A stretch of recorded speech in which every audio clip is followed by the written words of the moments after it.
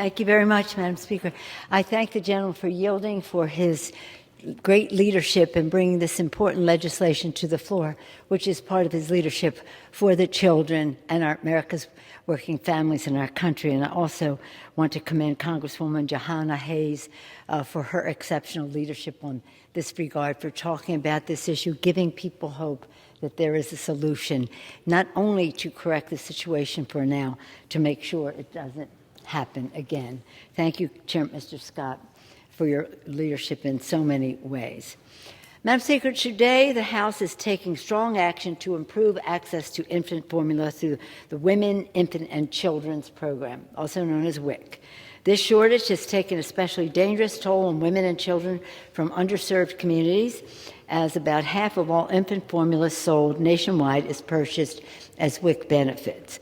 Thanks to the tireless leadership of Congresswoman Jahana Hayes and Education Chairman Bobby Scott, Education and Labor Chairman Bobby Scott, we will pass legislation today to secure important flexibility for the WIC program to help vulnerable families buy infant formula in times of emergency. This action ensures WIC can respond quickly to supply chain disruptions and recalls by relaxing certain non-safety related regulations, and in doing so we make sure America's babies get the nutrition they need right now and for the future. At the same time, under the relentless leadership of Appropriations Chair Rosa DeLauro, the House will soon pass an emergency supplemental appropriations to address the shortage. The supplemental delivers urgently needed resources to the FDA to take steps to restore formula supply, increase FDA's inspection staff, keep fraudulent products off the grocery shelves, and better collect data on shortages in communities across the nation. It is essential that we ensure the federal government has the resources it needs to get baby formula back on the shelves. And as the President has said, we want to do it quickly, but we must do it safely, and we must do it with caution, so not so fast as not to be safe.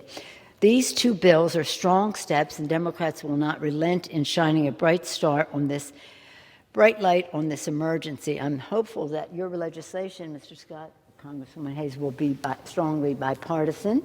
That is my understanding, and that would be a great thing coming together for the children.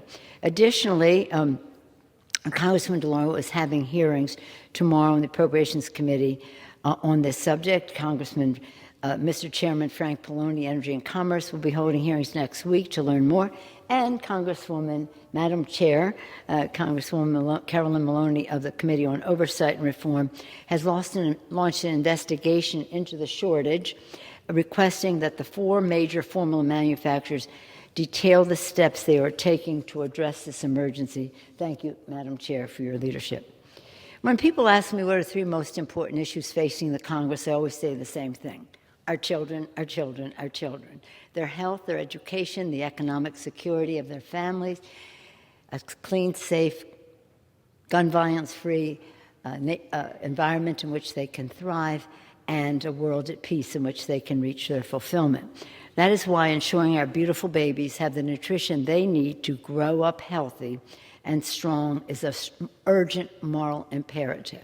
As a mother of 5, grandmother of 9, I know firsthand that when a baby is crying because a baby is hungry, we want to give that baby what's best for the baby in terms of not only satisfying the hunger, but helping with the development, and that's why this has to be safe.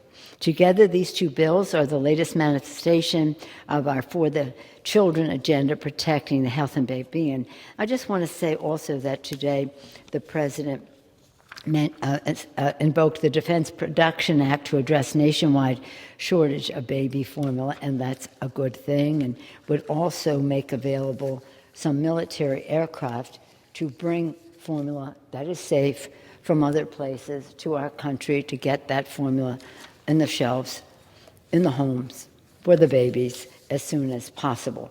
So with that, I just say, this is as personal as it gets for a family. And again, we want it all to be safe, and that's what I think that this legislation, I know that this legislation is back. That's why I hope that again, a vote for this legislation would be a vote a vote no on this would deprive hungry babies of nutrition they need and jeopardize their future. That's why I'm so glad it will be strongly bipartisan. With that, I have a strong bipartisan aye on both bills for the babies, for the children, congratulating both sides of the aisle on their work on this, and yield back the balance of my time.